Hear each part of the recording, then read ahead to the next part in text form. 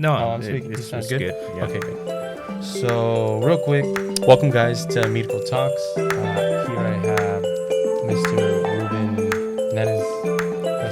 No, Hernandez. Hernandez. Okay, sorry. With the families, I'm still catching up with all the last names. Sorry about that. So, your title right now, or Well, right now I'm retired, so I retired? don't have a Okay. title. Okay. Work for the California Department of Forestry, which is now Cal Fire. Worked for them for 34 years, and I'm now retired. I was retired as a captain. Okay. So I spent a lot of time with the state, with the fire department. Okay. And then I know that the I guess what sparked the today's podcast was, aside from the interest in the equipment itself, to do what we're doing now, but um, what interests you, and apparently it's kind of something, seems to be like a, maybe like a passion of yours, to push this type of knowledge out. Well, I just wanted to get like that information on how to uh, do videos, podcasts, maybe, and type of information that I can, run through either internet or some other way, which is, basically right now with the pandemic, COVID-19, it kind of closed some doors to do training with a bunch of firefighters, and I've been doing training since I can remember, uh, and now the training that I do is I mostly do it in Spanish, and just in Mexico all the way down to South America. I try to pass down the knowledge that I received through my fire department. Okay. And then to give our I guess it even give me some knowledge about you. But what's your what's your backstory with this? How long have you been in the fire department, in that genre of work, or has it always been? Well, I started back in 1980. That's when I started as a firefighter, and I started working with the Department of Forestry, which was mainly forest fires. As time progressed and our department grew, we started working closer to like the rural areas and the cities, Okay. and we started becoming all risk fire department, which we started going to. We started training in the medical field as EMTs, paramedics, and and now we have ambulances in our fire department, and so we do all kinds of emergency calls. Whether it's forest fires, structure fires, vehicle fires, medical aids, and uh, All the above, huh? all the above. Rescues and Yeah. stuff like that. So our department has grown so much that basically in California we're the biggest fire department. Okay. And you're talking about San Diego. You've always been out here? Well, we have units all throughout the state Okay. because we work for the state government. Right. Okay. Okay. So our department it's all along California. Oh, okay. So, but Okay. I worked in Santa Rosa, and I worked in the Napa Valley. I worked in Tulare just briefly, but most of my work was done here in San Diego. Okay. Well, that's cool. Yeah. I mean, we've only had a chance to have like a handful of conversations, so it's actually pretty cool that I'm learning alongside with anybody listening in here. So Mm. that's great. From me running into you, at the airport and being like, "Hey, what are you up to?" And you're like, "Yeah, just doing one of my trips Mhm. again. Going to teach the kids or the people or the guys and gals." Um, it's pretty awesome. For you to be interested in it is a step in something that's not the norm. When you want to spread knowledge, and it's something like this, is especially starting up, is it's out of your pocket and time, which time is valuable, or in a sense priceless. Um, so that's an admirable thing to see other people pushing that, and podcast is a new thing. Podcast is the new norm. Probably even almost a little more than YouTube, because people can engage in their daily routine and have a headphone in, and Yeah. they could still cook and take care of the kids and do something that they could focus on in a sense, but still intake an audio Mhm. book or an audio podcast or anything like that. So this is really a smart avenue for a lot of people, and especially if you're going to get into anything even more than video, I think the podcast itself is even better. Even if you don't apply the video at first, or you don't figure out the whole camera thing right away, podcast can still take off. So that is good. So I know that we were going over the type of equipment that I was using. Mhm. So I figured, why not go over it while we're on here, so that maybe if you need to refer back to it on here, or I'll obviously give you a list of stuff or anything like that, things to consider, and then you would just pick and choose what, how far you want to get into it, or what really provides what you need, and then maybe you wouldn't need some features on certain things, you know? Yes, basically my thing was, okay, I'm gonna start doing trainings via, Telegram, YouTube videos and stuff like that. Hmm. That's my thinking, uh, and for the most part, as you know, um, almost everybody can, just take out their iPhone and start shooting away, Oh a yeah, video, and yeah. they can start recording on the video or whatever, which is, I thought it was like, fairly uh, Con- easy way, convenient. and convenient to do it. But I don't wanna sound too cheesy as you want, on using a just a phone and uploading videos, and try to do training that way. I want to do it more semi-professional way, and giving the visuals that is needed when I do my training and stuff like that. I think it'll give me a better presentation, and that's why I reached out to you, because I know you do your videos and your podcasts and all that stuff, and I figure you had equipment, which I'm amazed about all the equipment you have here. It's like, oh, I know this the guy is small room pro. makes it happen, huh? So I just wanted to get an idea how to get something like that started.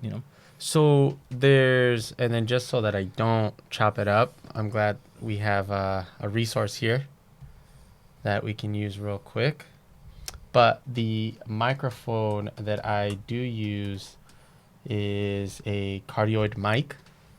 Uh, don't ask me exactly what cardioid is, but to my assumption, okay, we'll read it here. So it's a unidirectional microphone, is a cardioid microphone, named because of the sensitivity pattern. So to my assumption, it's a more, I guess, intricate microphone. Doesn't seem to be like the regular microphones. I got it out of a suggestion. It was suggested to me by an individual who uses microphones for videos, Hmm. and so I told him what I was using mine for, and so he mentioned a cardioid. I believe like a dynamic cardioid, which I'll break it down for you later on. Hmm. Before you leave, I'll get that for you. I did get a 4-channel recorder, which is through the company Zoom, I believe it is. It's an H6 by Zoom. So they're that brand for the recorder, and that's the mobile one. Um, I know that there are the stationary ones that you connect directly to your computer, so you don't even have to mess with it, and it can just hang out there. And you could do that. You could do the same thing here. The only thing is that with the portable uh, like device that we're using now, you would have to take out the memory card and then upload it. The other one, to my knowledge, it kind of already uploads Hmm. to a connected device. Like when you plug in a flash drive, Gotcha. it kind of saves you that step. Hmm. But at the same time, if you wanted to host a podcast, and let's just say you were going to go to class and you go, somewhere else out of the state or anything like that, you can be on the go with a recorder like this. Gotcha. And once you get used to it and you keep doing it, you'll get used to the quote unquote acoustics. Hmm. Uh, it's kind of a good thing that I have bookshelves in here and blankets and stuff up, so that it minimizes the bounce and the echo, and it makes it a little bit of a a cleaner noise, Clear sound. so you don't get that, right, a cleaner sound. So you'll see that as you go on through. And then obviously the camera that I have, paired with a good lens, just makes it a good crisp image, and learning the little parts on lighting. But they have auto features that, until you really like break it down, unless you have some experience with the camera, it can get you going, and it'll still give you a decent professional look. And then as you figure out how to really manipulate the camera, you'll be able to get a crisp, clear, better lit picture, because either there's too much light, or it's too dark, or somebody's like, it could look maybe a little too saturated or anything like that. So those are things to kind of keep in mind. And there's also, just like in all things that we do, there's certain rules and certain do's and don'ts. And so you can always reach out to me, and I can always do that. Maybe I'll even host a video or something, and just I'll do it just for you. You know what I mean? Yeah. And it always helps other people out there who wants to start a podcast or start doing videos at all. Because trust me, I didn't know anything about videos or cameras until like 3 years ago, and I taught myself on YouTube, and I taught myself how to edit. And it was very frustrating. And every day I would look up a video and look up one feature of something I needed to do for video editing. So, yeah, I didn't have to go to school. From what I hear, you can save yourself on a lot of money by using YouTube. And that's definitely helped. I now make money off of the videos that I do, and it's off of something I taught myself. And and it's essentially something that I'm going to continue pushing to a point where I have my experience in construction through the apprenticeship that I go through, which is through the union here in San Diego. So we go to school, for 4 years, 5 years, depends which scope of electrician you are. And then you graduate and you become a journeyman, and you get certified through the state, and you have all these certifications, and it's great. But I'm able to teach myself to do something I love, not spending any money on it, not having to go to school, just my self-schooling, seeing however much time I decide to apply myself is how much I get out of it. So YouTube is a phenomenal resource. It's amazing. And it's free, which is crazy. Well, basically when I'm trying to fix, like, let's say the stove, the pressure washer, or some, machine or something, the vehicle or something like that, I'll just go to YouTube and, just look at, what I want to do. And then, there's people out there, teaching other people how to do things, which is great.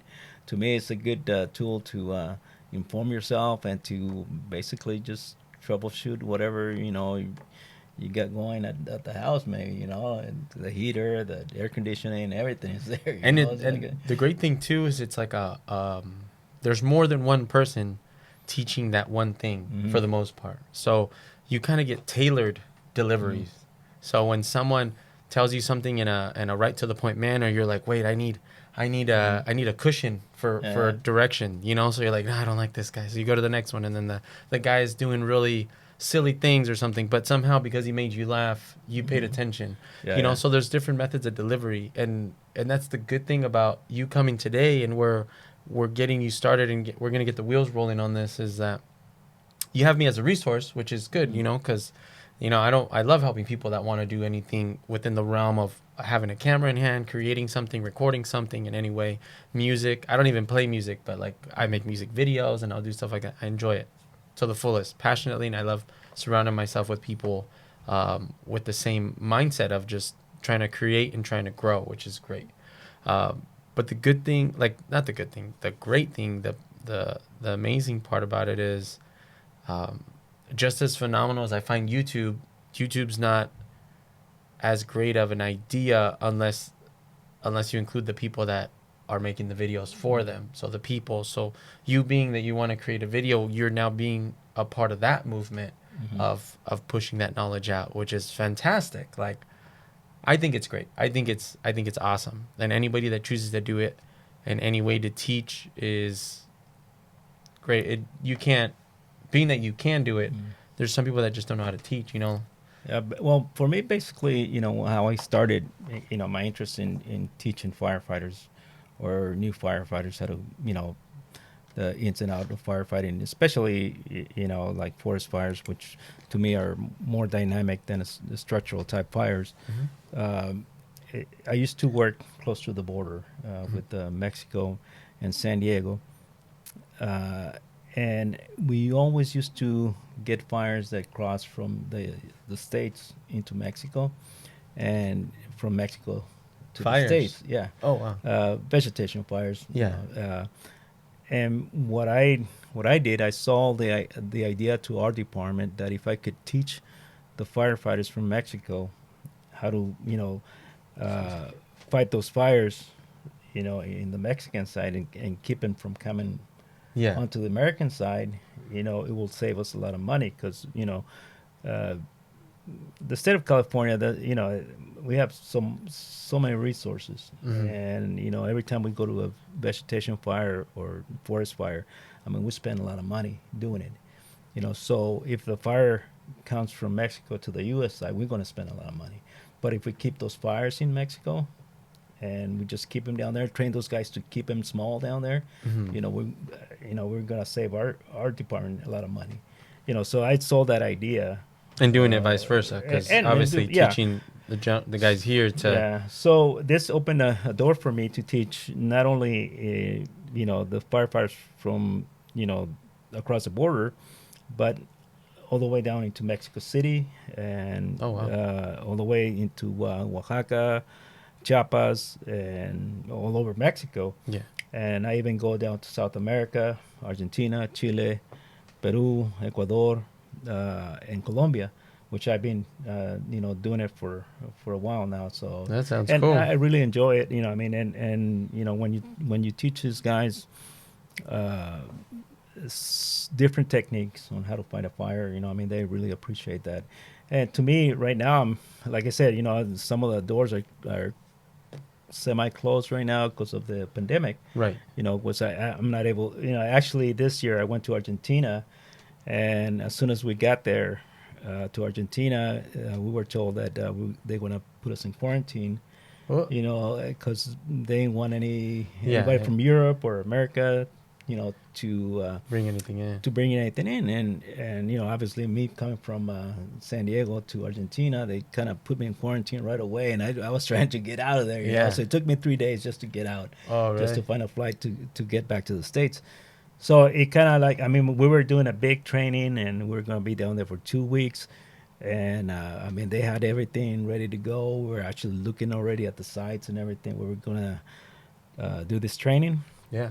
and it got shut down. I mean, so right now everything's shut down. I even have I had a training schedule just across the border here in Tecate, uh, the month of May, and I had to cancel that too. So everything kind of semi closed the doors, but I think this, to me, it kind of just brought the idea of doing this, Yeah. through videos, podcasts, and continue with the training. Yeah. And I think it's going to be efficient because who doesn't have access to internet and to a computer? Yeah. For the Everybody most does, part. yeah. I mean, if you can't bring yourself to them, I guess you're gonna have to Yeah. bring them to you. Yeah, exactly. So, And call so them out to your. yeah, so that's why I was like thinking, that's why I said, I mean, we can do it with just, you know, using a cell phone or whatever, a camera. But I wanted to get the idea because I didn't want to, like we mentioned, the videos on Mhm, mhm, YouTube where you have a bunch of people just doing the same thing, and you kind of pick the one you like. Yeah. I usually try to pick somebody in the middle, Right. where somebody's trying to build something and it just goes overboard to being too technical, Yeah. and another guy's doing it way too easy, and it's like Yeah. real, I'll just do this or Yeah. that. But then there's the guy that does it, The sweet spot. yeah, the sweet spot. And then, so I wanted to, to get information on, like I said, the cameras to use, the microphones to use, the lighting, and and hopefully, like I'll start looking into some videos on how to edit and actually put pictures, videos, and sound into some of the work that I want to do. Yeah. No, that's awesome. That's great. I don't even know you traveled all the way out there. Yeah, last time we met in well, we were traveling from Mexico City to Oh. Tijuana. Remember, Oh you yeah. were in Yeah. Mexico Okay. City, Okay. so I was coming back from Colombia that time. Oh. Okay. Okay. So, Man, I just need to be the camera guy to follow you. I'll be like, all right, we'll shoot the vlogs, and then we'll yeah, make a whole documentary. yeah. That's cool. That's awesome. I didn't even know that. How is? I mean, obviously it's Spanish out there, but there's like I've even had it. I'm not.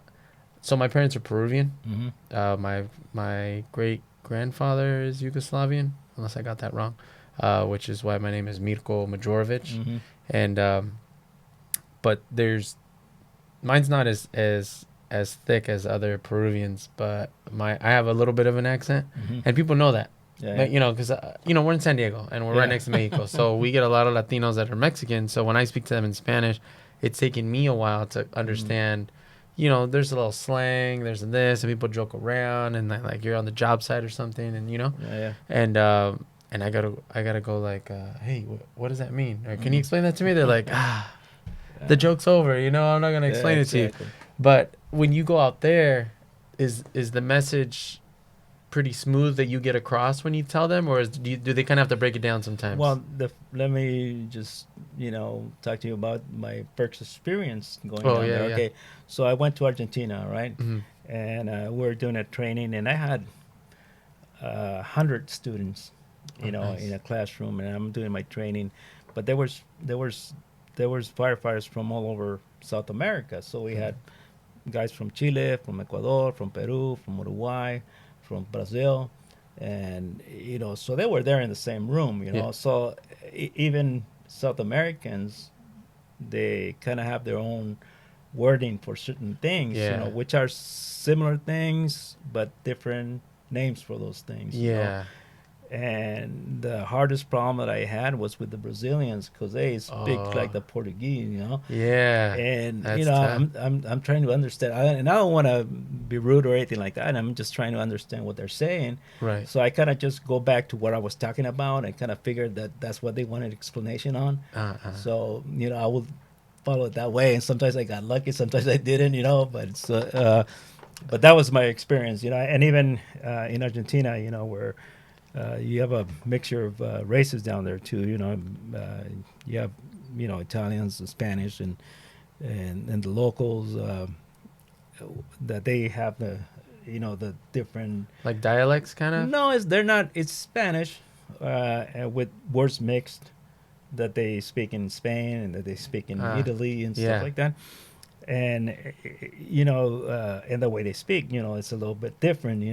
So you're trying to get into the conversation, but sometimes you don't know what they're saying because they speak. Sometimes If I speak fast in Spanish, they're going 100 miles an hour. It's like I can only imagine. Well, when they're speaking Portuguese, I mean, it's almost entirely oh yeah, different. Like, different. it's Some of the words you can make out, but right. Right. for the most part, You're more just somebody translate acting it that for out. me. You're Yeah, just sort of yeah. like trying to Yeah. acting it out. No, And but trying to they're. get. I mean, they're real good people. I mean, they treat you real good, especially because firefighters we're mostly.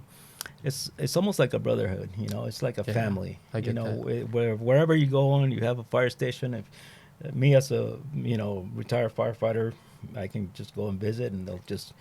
We'll talk the same language. Yeah. Basically.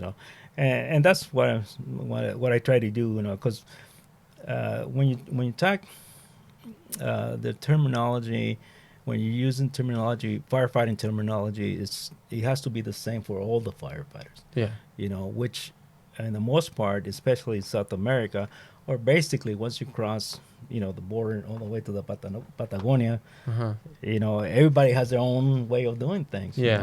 But what I'm trying to do is to tell them, hey, we have to speak the same language, when it comes to firefighting. Yeah. And so that's, Is that slowly it's working, but so? Is that it takes time. so? Is that kind of a part of uh, what you're trying to implement when you teach, when you go over your experience and your stuff, to kind of implement some kind of a common ground between a firefighter's method, or Yeah, basically what I do is everything's it used to be where everything was done once you cross the border, everything was informal. Let's do this training, but it's going to be informal because there's no formation to the training. Let's say I wanted to teach extrication, vehicle extrication training. You have the jaws, you have the cutters, you have all the equipment, and So you go down there and you just do hands on. You Yeah. know, there's nothing formal in the training. But Okay. now, you know, the training I'm doing is more formalized training. You know, we have PowerPoints that we teach. You know, we have manuals, and you know that I help translate. You know, into Spanish, and you know we do field exercises, and goes according to our way here in the states of doing things. And you know, for the most part, you might not. Uh, Just making sure. We're good. for the most part, you might not use the same way we do the training, fight the fires here in the states. Right. You might not fight them because the lack of equipment and stuff like that. You might Yeah. not have, but the information is good. Okay. So and it's formal information that we do. You know, the formal training. You know. Okay. So like yeah, they need some kind of like a firefighter Bible or something that they can distribute so everybody kind of has a format to follow. It And seems. you know, I've seen a lot of firefighters are great firefighters down there. I mean, they know how to fight fires, but you know, everything's learned by doing it. You know, and here in the states, you have to go to the academy. You have to, you know, they teach you, Right. and you know, you have to get your certificate as a firefighter. You have to get your certificate as an EMT, as a ambulance driver, as a paramedic. Without it, you can't be employed without all those certificates. You know, Right. Right. so you have to have them. You know, and down there, you know, most of them are volunteers. So any training that they get, you know, I mean, it's they want to take down there, especially if you know that they're going to get like a certificate. Mhm. And you know, me as an instructor, I can actually give them a certificate. Oh, You really? know, for my training. Yeah, Oh, nice. Okay, give me just 1 second. sure. The other thing is with this type of camera, it's just like a stop. So basically, you know, all the equipment that you have here. So you have your two microphones. You know, you have your lighting. You had your tripod for the camera, and your Snacks? no, No, just kidding. your snacks and your yeah, your mic. My Yeah, I'll try. recorder. You know, I call it mixer because I used to play guitar. You know, Oh, and yeah, I yeah. have a mixer for Yeah. different sounds. Maybe that's probably right because they have their own channels. Mm-hmm. So they all Yeah. record on the same. They record on different folders. Mm-hmm. The channels. So there's 4 channels. So I Mm-hmm. guess let's just say if you did and you were playing multiple instruments, which I have no idea how to play any type of instrument, so I don't really know what I'm talking about. But to my idea of it is, it sounds about the same Mm. because as you're speaking, I can remove your voice from it and only take my voice if I Gotcha. want to extract just my audio. Mm-hmm. So when I make this video, in a sense, I'll set ours to overlap Mm-hmm. because we're both speaking to each other, or I can remove my voice when you speak and remove yours when I speak to make it a clear conversation, so no Gotcha. one's speaking over each other, and it makes it easier. Mm. But I do that on my own, so you could do it either way. If you want to just have both overlap like a normal recorder, it Yeah. just records both voices, or you can do it so that when you speak into the mic, you can tell it's more of a crisp sound. And so when you hear me, you can probably hear me on your microphone, Mm-hmm. but it's a faint noise. So when I remove my audio, when you're speaking, your voice sounds crisper or more of a crisp, sound. So Simpler basically, sound. when you're recording the audio, the audio, Mm. uh, it gives you kind of like where you at as far as timing, or where's let's say you remove both Mm-hmm. sounds, Yes. yours and mine, Okay. but you still filming, right? Oh, yes. So you can actually just show us just talking and doing this, but with no sound. But then you can add it, or remove it, right? So it depends. So right now that is entirely separate from the camera at the moment. So it's Gotcha. not connected. So the camera's microphone is Mhm. on. So right now the camera's recording our audio, Mm-hmm. but the camera doesn't have a good audio microphone, so it Mm-hmm. doesn't sound that great. But you could still hear it, and it's good because then that means when I align our audios, when I'm aligning them in my editing software, I'm able to hear you say, "Hey Mirko," and then I align the audio that says "Hey Mirko," or I can look at our wavelengths in the Mm-hmm. audio And when you see spikes in the audio, you kind of use those to align. They look like little mountains. People have seen audio Yeah. waves, and then you kind of align the little mountains together. And then when you play them, then your voice and my voice fall in line just right. And then with the audio and the camera, it goes as well. Gotcha. So, or you can just simply look at the lips, and he said, "I'm gonna go to the store," and so you align, "I'm gonna go to the store," and then you just play around and little like minor, micro adjustments, and then it flows nice. Okay, so explain to me what this does. Oh, okay. So it's this portion here, which what I'm looking at, guys, is um, I guess it'd be considered like a soft white diffuser. So it's a light diffuser. So meaning the light isn't so harsh on us. It's not hitting us like a regular sun in our face. We'd probably be blinded with this type of light or how bright this light is. But it's diffused, so you're actually able to look at the light without it being, where you're squinting too much, right? There's another layer below which then diffuses it even more, and so it just kind of depends on how comfortable you feel with the lighting on your skin when you see it in camera. Sometimes it's just too harsh, so you need to apply another filter, and that's just according to the light. I'm not an expert in lighting, but I do know if the light looks good or if it doesn't look good. If I don't like it out of preference, but I typically like a simple, true to color.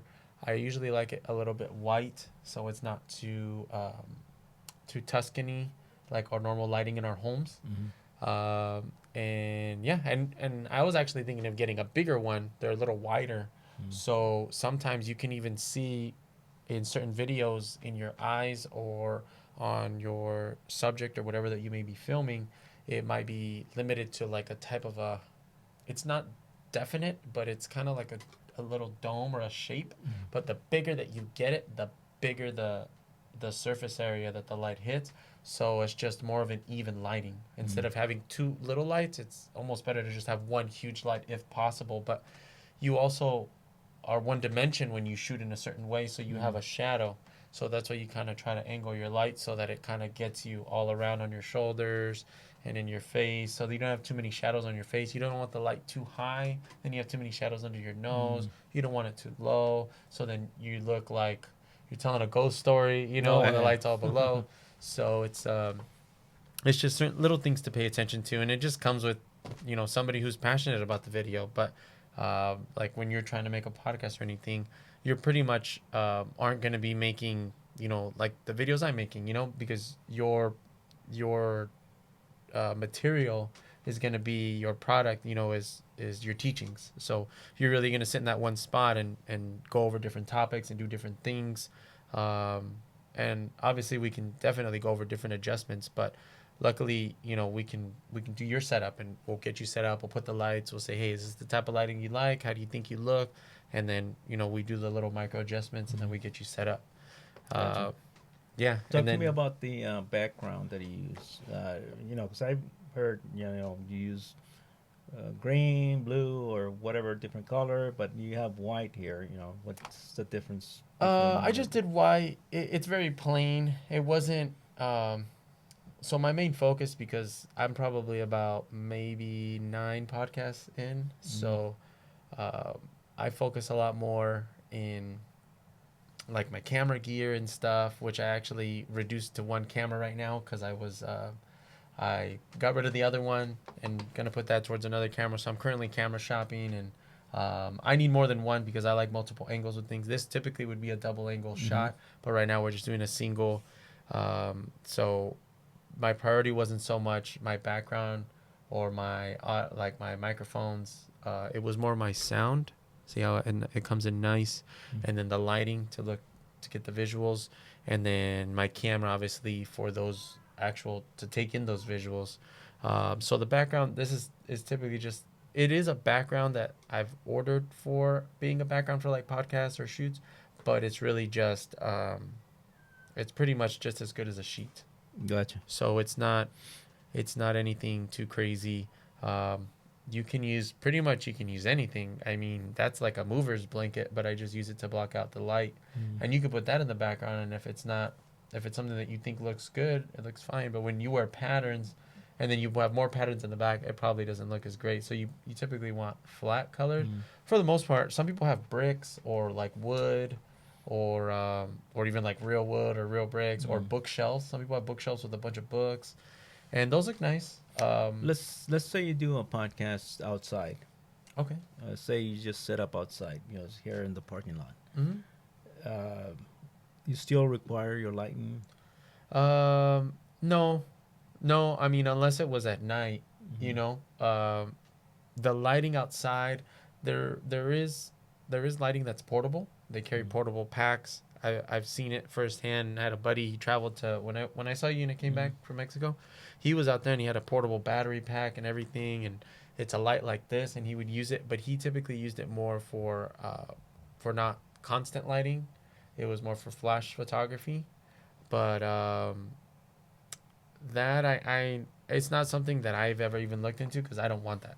I don't care for that. I Mm-hmm. love natural lighting. I think natural lighting looks great. Mm-hmm. I've taken many pictures and videos in natural lighting.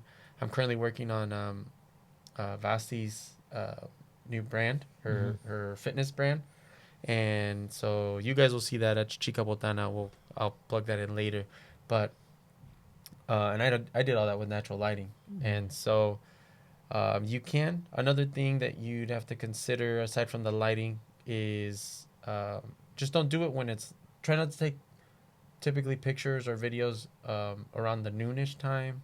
Anywhere, I personally would say nothing between like 10 and 2. If you can go any outside of the 10 and 2, then the sun isn't like directly on top of you. And then you get those real harsh shadows under your nose, under your eyes. It'll probably make you look more tired than you should be. Probably give you this big old shadow under your nose and under your lips. And it just doesn't look good. It's too harsh. And plus, that light's really strong. So a lot of people talk about golden hour. I don't know if Mm-hmm. you've ever heard of that. And, Well, for us, golden hour, yeah, it means different things for oh, fire department. sounds like it's a But high risk, high fire risk or something like that. usually it has to do with like a medical aid type deal. Oh, really? It depends on the type of medical aid, but you can call it golden hour. But anyway, Oh, okay. there's a lot of hours and minutes and stuff like that for us. So Oh, okay, okay. yeah. So photography wise, but also for videography and cinematography, golden hour just is like one of the prime time slots in the day to shoot, which is typically like an hour before sunset is the Gotcha. time for you to start shooting and doing stuff. Obviously, podcasts like this can last longer. If you want to host something outside, um, golden hour is great. Even a little before, 2 hours before, 3 hours before. You just don't want that harsh sun directly on top. Or what's even great too, if you are gonna shoot whenever the sun's out in the middle of the day, and that's just like that's my only time slot. I don't really have another time to meet with this gentleman or somebody personally that you might want to do an interview with Mm. or do a specific podcast with. Go somewhere where you're in the shade, but maybe there's a white wall that the light's reflecting off of.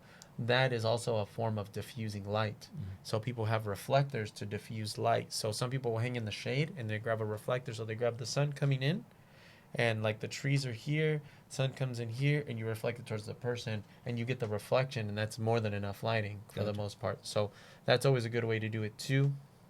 When you carry like this portable recorder, you want to place a for my shotgun microphone, which is a real directional microphone that I place on top. They call it a dead cat cover. Mm. Um, it's just because it looks like a furry animal or Mm. something, so they call it a dead cat. That goes on there for a wind protection for your Gotcha. microphone. So when you're outside, you won't get any of that wind humming Mm. in your mic because these mics are very sensitive, and so. At that point, you wouldn't have these microphones that we have now. You'd probably end up getting like a lavalier Mm. microphone, which are the real tiny ones that people place on their shirts, Gotcha. and you get like a little cover on it. And usually they're even for those they'll get little furry covers on them just to help with the wind, Gotcha. and then that'll help you out too with getting that great audio. You still get some good audio. Let me ask you this: do you ever do podcasts outside your studio here? Not yet. I've been Okay. kind of thinking about it, but Yeah. no, not yet. Because I mean, it sounds like you have a lot of equipment here, or it looks like you have a lot of equipment. So would you let's say you want to do a podcast outside your studio, would you have to take all this equipment with you, Mm. or can you use? Let's say can you use like regular light? Oh yeah. From inside a room or something like that. Oh yeah. All I would take would be if someone told me tomorrow, or even right now, hey, we're gonna do another podcast in 2 hours, or something, or even in an hour. I'd be Mhm. like, okay. So I just grab my mics, grab my cables, which is only like, let's just say at the most 3 cables, plus our headphones, and I'll grab the 2 mics. These will come off. I could take them off. There's a way to do it. And then ideally, I would like to get little stands for these. So when we do go somewhere, I could just set a little mini tripod and do it. Mhm. But in reality, I mean, you can make it happen. You just take this out, to have the recorder and my camera, and I probably have like a backpack full of stuff, and we're on the go. I don't need the light. I obviously don't need my laptop. I don't need anything else. You don't need any other technology. You will need it after to extract all the audio and the video from your equipment. But at the moment to record, you don't need that. And you can listen to everything that you're speaking into, which is why we wear headphones, to make sure that we can hear ourselves, that our audio is coming in. Because, if I've had multiple instances where I'm recording a video and my microphone I thought was connected, and I'm recording and I get back and There's no all the sound. audio is gone, and it's one of the worst things that can Yeah. happen, because you spend so much time, and you try to be strategic, and all that creativity is almost wasted, Yeah. so which is why we do this, and we wear these. So And this actually, I'm sorry. This will actually tell you that you're actually recording because you're listening to your voice. well, it'll let you know that your voice is coming in well, because at the end of the day, if you don't see the red light or the red button on your device, Mhm. it's not recording. Oh, I got you. Because I've had it too, where I can hear this, and I did a whole video, 30 minutes, and I don't know when I was doing the video, and I look over, and it was off, Mm. and I thought I was. So that's the only thing. So I always make sure the red light is on, and I put the red light in front of the door, and I tell them, "Hey, I'm recording." Try to Yeah. keep the baby at bay. Um, but somehow he always makes his way in the background. Yeah. But yeah, that's pretty easy, especially if you're being so mobile and traveling. In a sense, you could still do podcasts and things, like when you travel remotely, and I could help you get all the equipment needed for an on-the-go setup, for you to be able to do something like that. So in case you Gotcha. did have questions or were interested, which kind of seems like you are, and it seems like it would work, because imagine getting, I don't know, what if you found, in my scope of work, I've heard of master electricians and stuff like that, and I don't know if there's a thing of like master firefighters, if there's like chiefs or marshals, or I don't know the whole hierarchy of it, but in a sense, if you found a respectable individual that you're like, what, I really like this guy's way of thinking, or I just want to go over something with him, Mhm. because I mean, that's what it's for, like you, Yeah. Yeah. you want to engage with others, you want to see what they're about, and why not document it and have other people engage with you. So you might be in Argentina, and all of a sudden Mexico knows what's going on in Argentina with that class. That class doesn't have to be limited to those 100 kids, or Mhm. those 100 people or students, that you're teaching, uh, but then that can just be amplified at the same Mhm. time. Like, why not take advantage of your teaching that day? You're not reading a script when you tell these people. You might have an outline of things, right? Mhm. But at the end of the day, you in a sense, like, improv and fill the words in with your experience, your knowledge, your easy flow of verbiage, and so the good thing is that you don't have to lose that. You could even, if you wanted to, put a mic on, a lavalier mic, clip it to your shirt, say, hey guys, you know what, I'm just, you could speak to the facility that you're at, and you don't even need, you could just record yourself from a distance, even from the side or from the front, and you could just set it up yourself in a way where, uh, you could just speak out if you're speaking out to teach, Mhm. and you can go describing what you're doing, and you right there just created a video and a podcast by knocking two birds with one stone. You taught a class, and you got material and stuff that you needed to do. Gotcha. You know what I mean? So that, I know that people do that. I know that you could, and it'd be great, because sometimes you might have that one day where just like everything's just going so well, everything's clicking, people are engaging, or just your lesson just felt like it was taught much better than other days. Some people have good days, bad days. You felt like the message didn't get across. The way that you expressed yourself was better today than it was the other day, and it'd be great to record it and Yeah. and document that. Well, that's a good thing you mentioned that because I had an experience when I went down to Chile where uh, the uh, the personnel that organized the training when we're doing lunch, they Hmm. actually sat the three different instructors in different tables, not together. Oh, okay. That way, the students sitting around them could ask him, questions. Yeah. And I thought that was real good because, let's say we all record all the Oh, conversation, all three yeah. conversations. I mean, Oh, that'll that'd give be. us a lot of input on what the students wanted to ask or wanted to learn or whatever, or the questions they had. Yeah, that's. So it brings that a good point right there. Yeah, that's awesome. Yeah. That's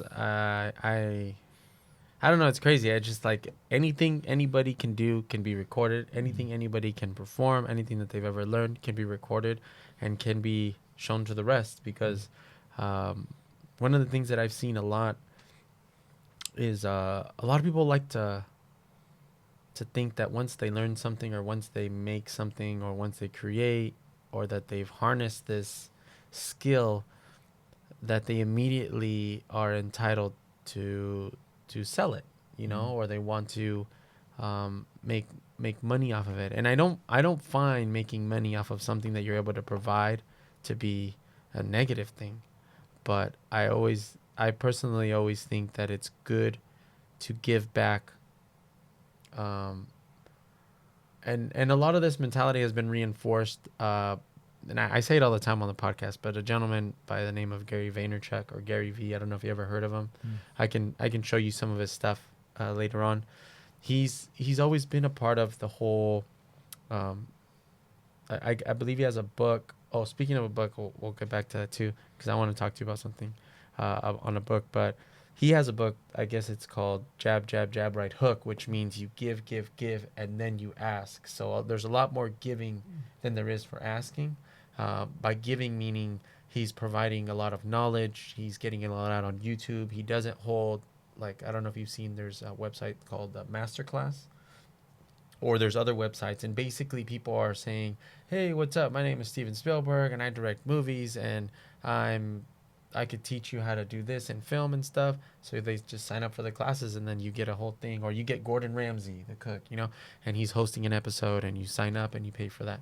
And that's cool. They're famous, they made it. I mean, they can ask for however much money they want, but some people that are really good but nobody knows of them, they immediately feel entitled to ask.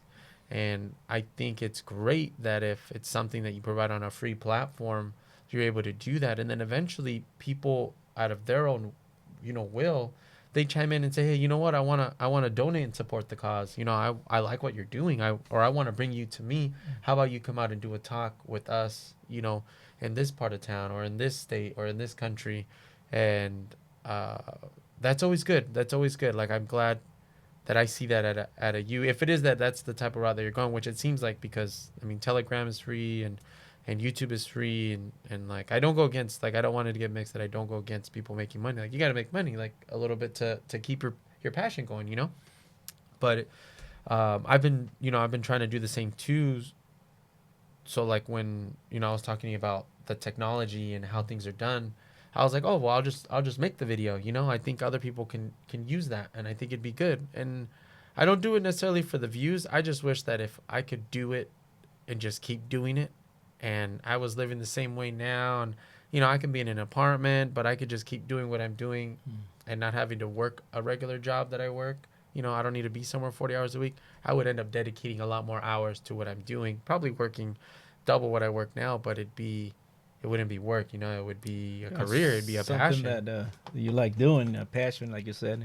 Yeah. And to me that was the same thing. I was available to do or to go to these trainings, in South America and stuff like that, because I was available. I mean, I made myself available. Yeah. The training came up, and they were asking for somebody to go, and then I'll go. I Yeah. mean, and I took my time, and I was still working at the time when I started going down to South America, so I actually asked for vacation and stuff, and I went and did it.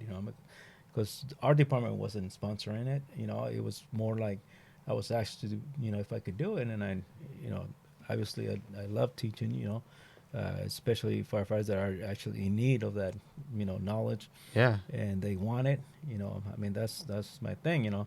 And the same with other countries that I've been to. I make myself available. I mean, it's like I don't look at it as, oh, well, if I have time, I'll do it. I'll Yeah. make the time. That's good. Because I know that they're, some of the guys are expecting, something, and obviously you go down there to you give something that they're expecting, but others they just, they're like want to do it. I mean, they want to be there because they know that there's a guy coming from the states Yeah. to go teach him a class and stuff like that. Yeah. Just And taking they the just time want is to an be there. taking the time is a gesture on its own. Yeah. To do something like that. The reason I brought up a book was you never considered writing a book or anything, something to maybe. I mean, you don't have to. I know a book, requires a lot. It probably sounds like something. If you've never done it before, which I have not, it sounds like in a sense, like a type of a feat on its own. To reach, to do, or where do you go, where do you start? But it seems like with you having so much to say, it almost seems like that could be something that could work for you. Mm. I mean, they say one of the things to do is if you can write a book in your lifetime, that's one of the things that they say to do. I actually started writing Oh, okay. a book, on what I do, uh, and I started like all like, I'm all Fired up. okay, fired up. Let's just start writing. So I started just typing away, and and like, oh, okay, this looks good, and blah blah, So I kind of went, and I did like a couple of chapters on, on Yeah. something like, oh, okay, Did you get stuck or? I'm all out of, I just can't think no more. I was like, oh, so I just, I'll try it again, and I just left it at that. It's Oh, like okay. been a couple of years since I started that, so I still have like, the paragraphs that I wrote, but just getting busy doing other stuff. Yeah, It yeah, was kind yeah. of, So some people take years to write a book, mm, and it's not like you're growing up to be an author, but it's just another form of applying what you have, and delivering it in another way. Some people like that hardcover book, and some people like to do that, and people can even have it distributed on an audio book and stuff like that too. But no, that's good. That's good to hear, because if you have a lot to say, sometimes you can stand up in front of people and then you improvise, and then maybe you could have said something a little better. At that point, when you write something, you can really deliver it in the method that you want. yeah. You get to take the time to actually say it the right way. Everybody can say anything in front of somebody, but when you're not scripted. But when you get to write it out, I mean that stands for the rest of time. That leaves a Yeah. legacy. Well, and yeah, to me, it's more like, oh, I'm always thinking, sometimes I get kind of frustrated because, I do all these classes and stuff like that. And then I, like I'm, I'm almost assuming that they know what I'm talking about, and I Hmm. have to explain it since, from the beginning Yeah. in order for some people to understand, because the level of knowledge within a big group is different, Yeah. So it's something that is basic, and you kind of start, talking about that subject, and some people, will get it right away, and some people will, kind of explain Yeah. it to me, So, and sometimes, and that's why sometimes I get frustrated with myself, because I think, you know, I know I've done all these things and stuff like that. Why do I need to Yeah. tell everybody that what I've done? But I Right. think it's important, like you said, not to.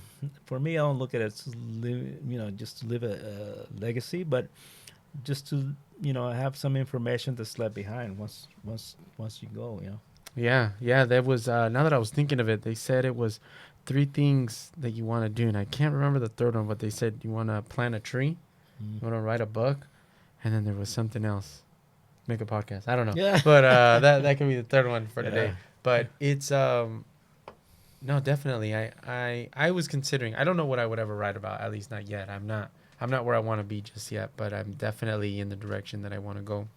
Oh, I heard people doing just writing short, sentences on, what comes to their mind, and then they just put it away, Oh and yeah, every now and then they'll, take those out, and they just like that makes sense. something, something like that you can start. So back to your equipment. Oh yeah. Okay, so uh, what are you looking at? Something that's, it's not gonna break the bank, and you're actually gonna get quality stuff. Um, so these, let me see. So you could, if you wanted to, you could limit yourself to one light and be able to, if you wanted to start it off like real easy, you could limit yourself to one light, and then you could just get like two type of reflectors, and then it's nice and bright, like nice and white, and then they wouldn't be in frame, Mm-hmm. and then those would then reflect any lighting that you get, and it hits you. Or without having to mess with reflectors, you could buy both lights, which these run about $1.60 each, Mm-hmm. and then no tripods. Tripods would be separate, but the tripods, probably with like another $80 on top, so you'd say probably like $400, and you'd get two lights with Mm-hmm. tripods, and then the diffusers and all those things typically come with it.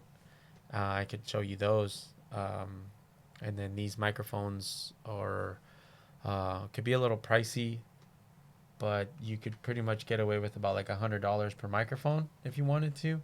These ones are about like a little over 200 each, and then these were separate. These are for vibrations, so that when you speak, or it's a reset, but I just done it a little bit ago.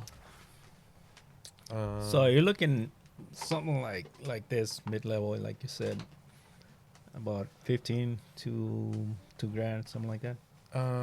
So if you got the lights, the 3, the 7, yeah, like that would be Like, I mean, about I it. would take like the camera for the most part. It's going to be the most expensive thing. Yeah, yeah. So the camera, so not including the camera, it would probably be for like a mid-level, you know, maybe even like just breaking out of the amateur into the Mm-hmm. mid-level is like the 1500, Mm-hmm. and then you can dumb down the mics a little bit and get some decent quality. You can get a cheaper camera because my camera is more for like, more intense stuff. It's not just a podcast, so I use it for multiple things. So that's why I put the money in there. Excuse me. And the lens, but that one's a little pricey for you to just get it just for podcasts. You can Mm-hmm. get something else. Like I was using a camera that cost half of that price of that camera on my other videos before any of these that I've posted. I have 3 podcasts I still have yet to upload, but I only recorded them with this for the first time. So the other ones that I have that you've seen was with like $1,000 camera or $900 camera, and you could probably find it used still and get something around like the $800, $700, and then get a lens. I got it on, I bartered with people and stuff, and buying retail is great if you can afford it. You buy retail, but I went and I found a guy, saw a good quality lens, bought it for $200, and basically for under $1,000, you can pretty much get yourself going with a good camera and good quality. And you really just need one camera. I mean, unless you're really getting into video editing, you really just need one camera, just like we're doing now. It's Gotcha. pretty easy. Um, and unless you do like a far away look, you can even get like a look that kind of gets your camera and your whole setup, Mm. just to make it real with the people. Sometimes when you want to give them that behind the scenes look, you could set up your phone. The farther away your phone is, it won't zoom in to you. It won't get all up into the business of the detail isn't as great as a regular camera. We know that it's a phone. You can just put it, get a couple glimpses of your behind the scenes. You can do that. I've done that before. I almost did that today, but I just kept it a little simple, especially because I kind of ran behind schedule a little bit. But you could do that. Some people add GoPros too if you'd Mm. like to have a little GoPro. But just mind you, the more cameras you have, the more video you're gonna have to juggle. If you Mm. do it all in one shot, um, it's much easier. Like one camera, one audio recording, and I had to press, stop record, but I mean, it's just 2 clips, and you just line them up side by side. All the audio was continuous, and then you just lined it up, and then at that point, you're pretty much good to go. Yeah, so that's kind of it. But Yeah, it took a while to kind of accumulate the stuff. I took my time. I wanted to make sure I got good stuff, even if I wasn't gonna be able to get it right away. Some people say that when they wait for that sweet spot, that perfect look, that perfect stuff, like it just hinders your productivity because you're always expecting that if you don't have it just right, that it's just you're not ready to do it. It's not gonna happen, and um, because some people have done it on a phone. Somebody did it, and now he's like one of the most popular YouTubers, and he was Yeah. just recording on an old phone, and it's just consistency. If you're always ringing in someone's ear when they always see like, hey, Ruben's always posting, hey, he's a video, hey, here's another video, hey, it's like every week, and like it'll start off with even your family. Mm. They see and they go, oh, he was posting a picture, a video again. Like, what did he do? And not in a bad way, but just like, he's posting again. Like, what is he posting? And some days, even your own family might be too busy to watch your stuff, and you're doing it for the masses. You're doing Mm. it for the people that really want to learn the stuff, and that's where it is. But the people that are able to subscribe, which you're lucky enough to get the subscription, and I'm grateful for the people that have ever subscribed to anything to my channels. When I was providing consistency, I know that I was in their ear. I know that something popped up on their phone, and even they might have pushed it to the side. But one of those days, they're gonna say, "Hey, I'm just gonna click on it," or accidentally clicked on it, and then there you go, and you pop up. And if it's something that they're interested in that day, they're gonna take it in. But it's just like chances. You're multiplying your chances to be exposed, Mm. and the biggest thing about it is when you do it and you really want to see it, then you got to commit and you got to be consistent and you got to be every day. Because one of those days they're going to chime in, and then when they do, that's when you got their subscription, or that's when you got them to actually look at your video, and then you get the views. When you get the views, it's like your portfolio. And then when other people see, hey, you know what, Ruben's just been going at it. He keeps doing podcasts. He keeps posting. He's a great guy. He's sincere. That's a whole part of being a podcast and engaging with someone else is you're not just speaking to a camera, but we're speaking to each other, speaking to a camera. And if anything more, we're engaging in the conversation so people see how you react unscripted. There's no teleprompter or whatever. We're just talking and genuinely interested in what you got to say. And that's good. The genuity brings a commonplace to people because they get to understand you and they get to hear you. And when the good quality audio is in there too, they get to feel like they're really there. And people can listen to it on a podcast, audio only, and they can go about their day without it interrupting. So that the that being so convenient to people makes it even more likely for you to get exposed.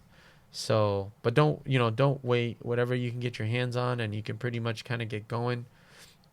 I would suggest you do it. And if, like they say, if you have the money to buy it, by all means, get it, because the better equipment it's always going to help. But if you can only do what you do at the time, just because, it just adds to the plate to the day. No one just one day wakes up and says, yeah, I'm going to go spend it, unless, you're a millionaire or something, which I get.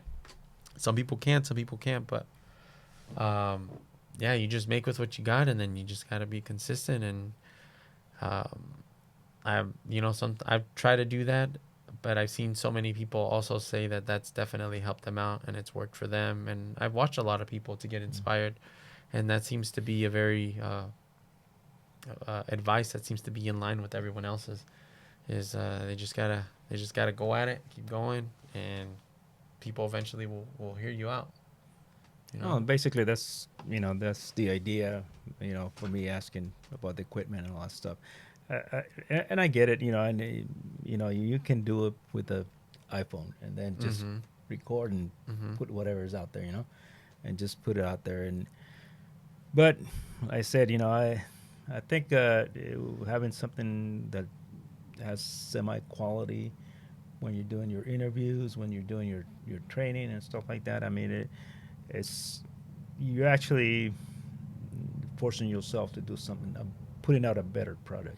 Yeah. No, it's also that like sense of professionalism and how committed you are is, it'll kind of reflect you as a person and the character that you are, is how serious you take yourself, and what you invest in your tools. Sometimes some people say you're just as good as your tools, It doesn't always have to be materialistic. It can be the way you practice on your professionalism, on your verbiage, on your method of delivery, and how you can emphasize points and topics and anything that you have to say. That's also a tool that is worth investing into, even if physically those tools, even if it's lack of knowledge, not because you choose to lack that knowledge, but it's just a whole different field of something that you're having to learn now. you know so it'll take time too. You'll probably be able to use the tools better than what you've been able to use them maybe when you get your first set of stuff. And yeah, like I said, like you have me here, so I'm like, I'll help you out. We'll set it Gotcha. all up. We'll get No, you to ready to me it go. was like when I first started working for the fire department. We're always shy of the the cameras. When the news personnel came over and try to interview you and stuff like that, Yeah. everybody would run away. Oh, yeah, yeah. And our department was like, they didn't care about it. Until other departments started being more vocal with their interviews and stuff Mhm. like that, and that actually helps the department. You know, telling people what we do. Yeah. So now we have our people that are actually do the news conferences and all that stuff. Or PIOs, public information officers. Yeah. So in the past for us was like, oh, here comes the cameras. I don't want to be there. And to me it was like, yeah, I want to be there. I don't want to put my face in front of the camera. And to me it was working more with the with the people. That was my thing. I mean, cameras, but I think it's like you said, it's something that will people, if they're interested in what you're saying and what you want to say, people will listen. you know Yeah. It's just time. Yeah, it's just time. And then everything's just more technology based, and yeah. everybody has a phone up to like kids that are like 7 years old.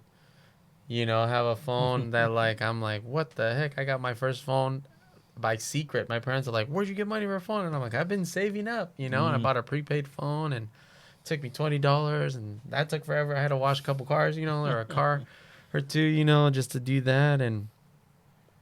And then my parents are like, oh, you know what? Because they had their own business. They used to Mm-hmm. take people on charter buses. Gotcha. They used to do turnarounds to like Laughlin and stuff like that. Take Mm-hmm. like 50, 60 people.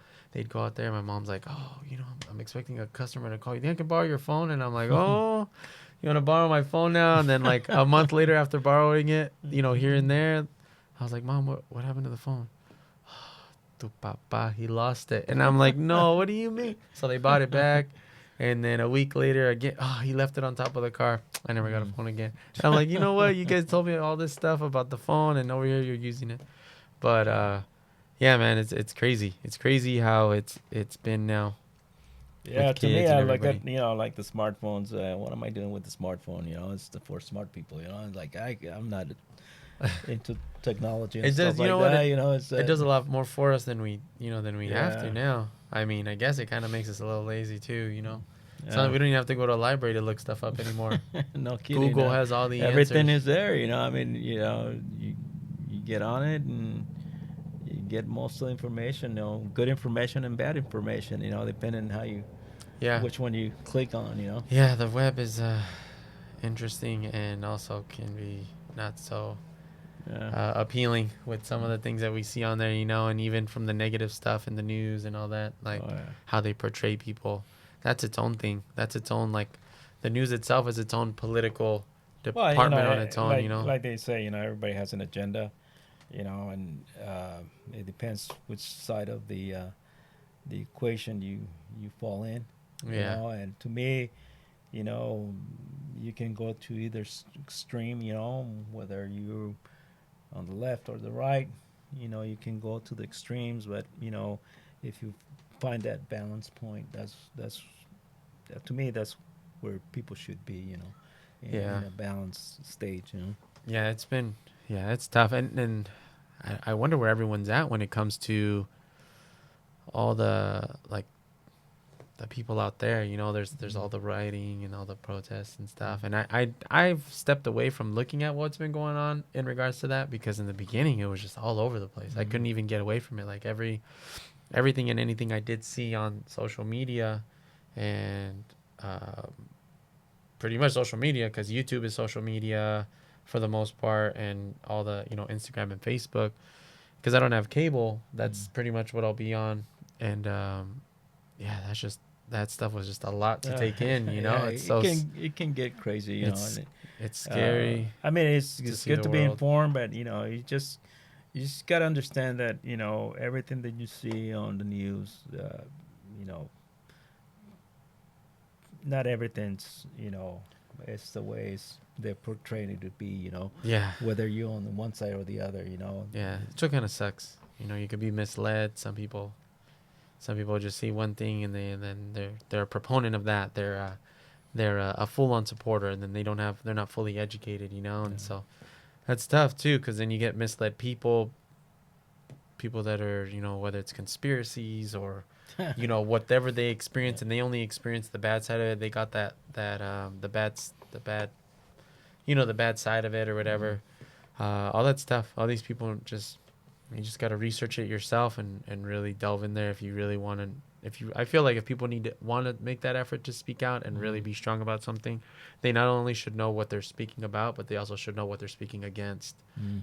and what it is that they're doing, and then also look for the vulnerabilities in their argument, because then, you know, I mean, people have a sense of pride. People represent themselves and their family, and, you know, they might be made a fool because they don't research.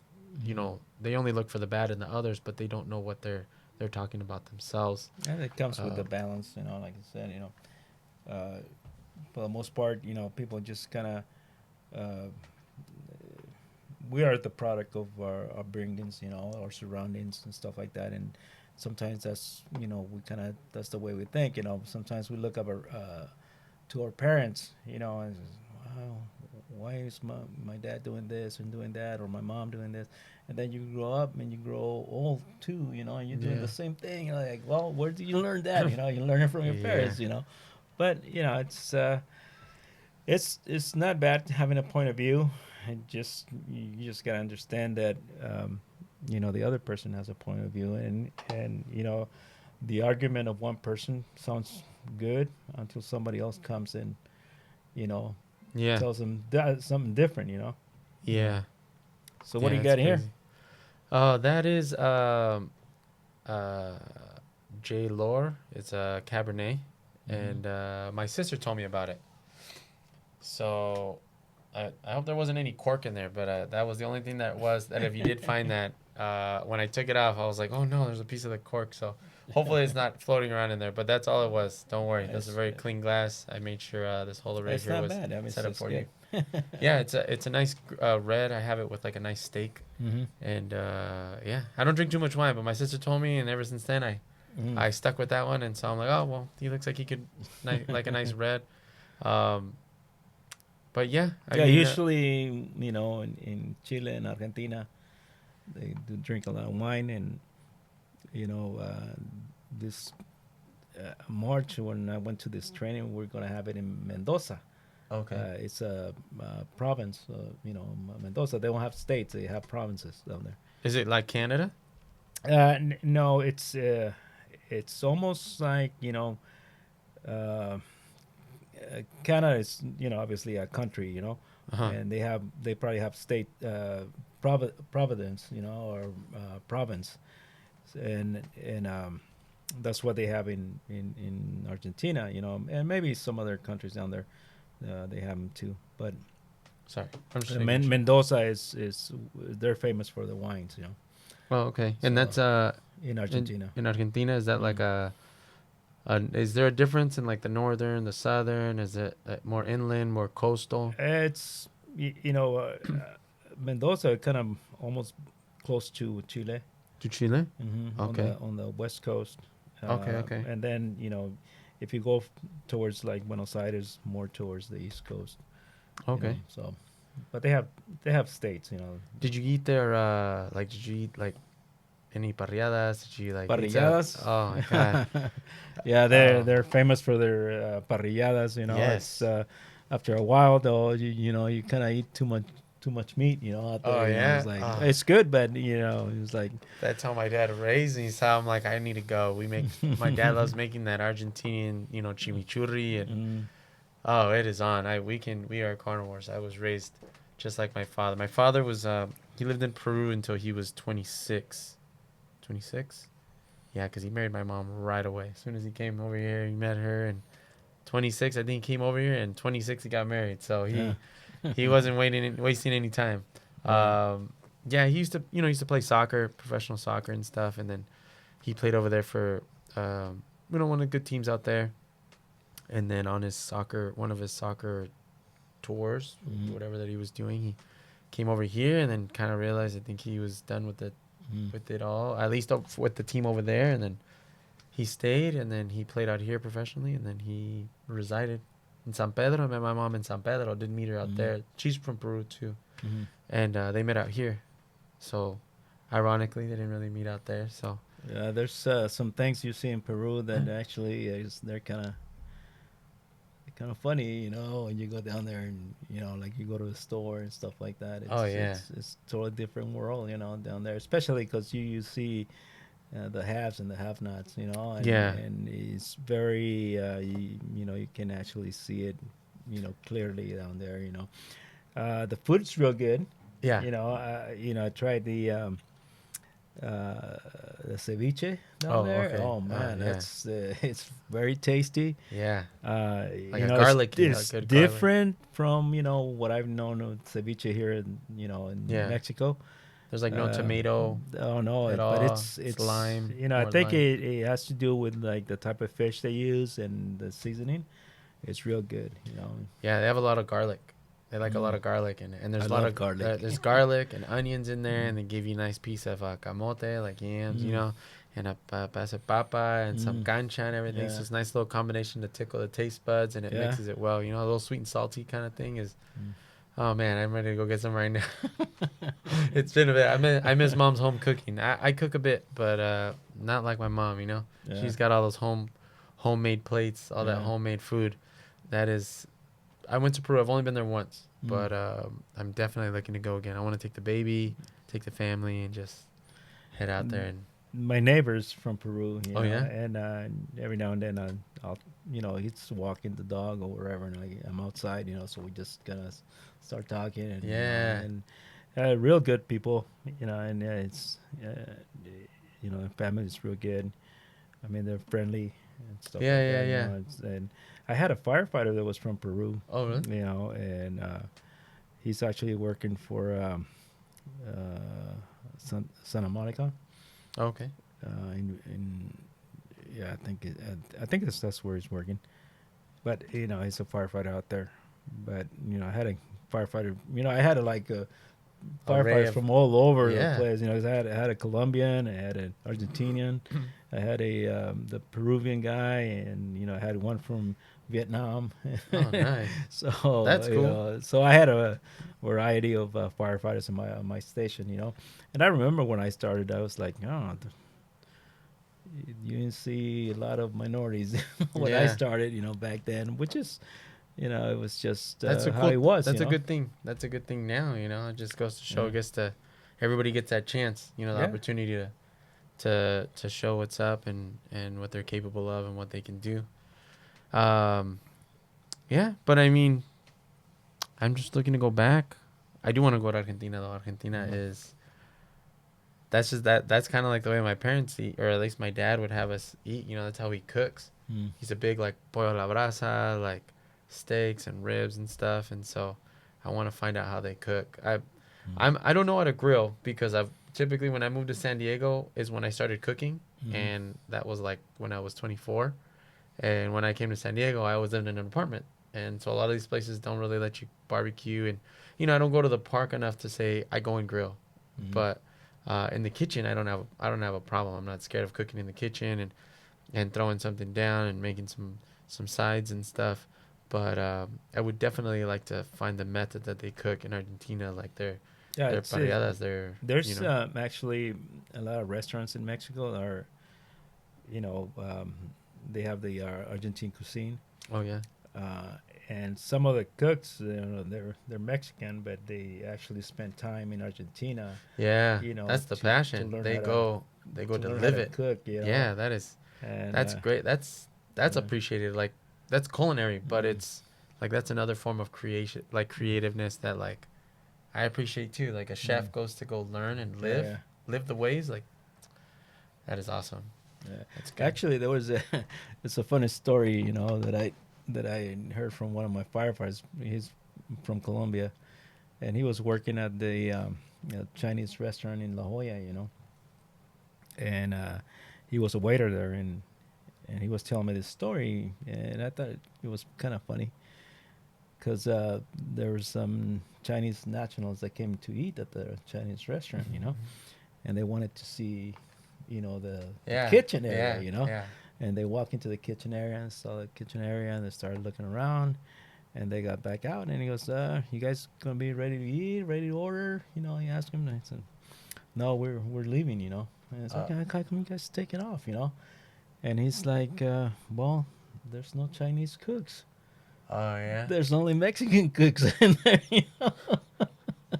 So they're like, no, it's So not they want to authentic. stay, you know. It's like, Yeah. I mean, hey, some people that have done it, I've seen it, or I mean, at least according to the documentaries that I've seen, mm, some people that are not even from the country can make. yeah, you You know. know, there's like this, there's like this American guy who has a restaurant in Mexico Mm, cooking Mexican food, mm. and I guess it's one of the most known places Oh that, yeah, you know, and he's just rocking it, and yeah, yeah, I guess it just depends how yeah, passionate they are about yeah. it. You know, they can make it taste good. Just like if you go to Little Italy here, you know, in San Mm-hmm. Diego, you know, a lot of those, you know, Italian restaurants are, Are you not owned by know, Italians, they're huh? not, you know, either own or, you know, or the cooks, Yeah, the people that run it are not, you know, yeah, of Italian descent. But you know, it's you know, if you know how to cook it and it tastes good, and you know, yeah, people are gonna eat it and gonna buy it, you know.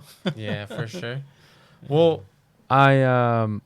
I did see that. I think the lady told me that the baby was coming back, so Mm-hmm. I know he definitely likes to make some noise. So I figured we'd Yeah. probably cut out here. Okay. Yeah, and I'm here with, you know. No, I could That's go. sounds I good. could go on for sure. I just know that these doors are not completely soundproof, so Yeah. I figured before he came in and Mm. made too much of a presence Yeah. on the podcast. But no, I appreciate you coming out. I hope that whatever I was able to go over gave you a good idea Mm. of what it is you might need for the podcast and a video, for shooting a video and YouTube and stuff. And like I said, before you go, or I can even text you a list, Mm-hmm. you can have that all available. And you can call me up. You have my number, so you can call me whenever you want. Like I said, I love doing this stuff, so it's not a bother. Mm. And yeah, we can No, we can no, make it a little. definitely, definitely. I wanna do it. You know, and you know, I'm always doing something at home. You know, whether it's working outside or inside the house. You know, but you know, once the wife comes back from work, you know, it's we eat dinner and then we just sit around. But I'm still looking to do something at Yeah, night. yeah, You know, yeah, which is when it's kind of quiet. You know, yeah, yeah, yeah. and but this definitely has given me an insight on Yeah, and it's good. It's a what I very need. You know. calm, kind of relaxing thing, and then you just kind of let it out. You kind of let out whatever Yeah. you feel the urge to say. You can do it for 15 minutes and be like, "Yeah, just wanted to go over something real quick," or it takes an hour, and you just dive into it. You know, Mm.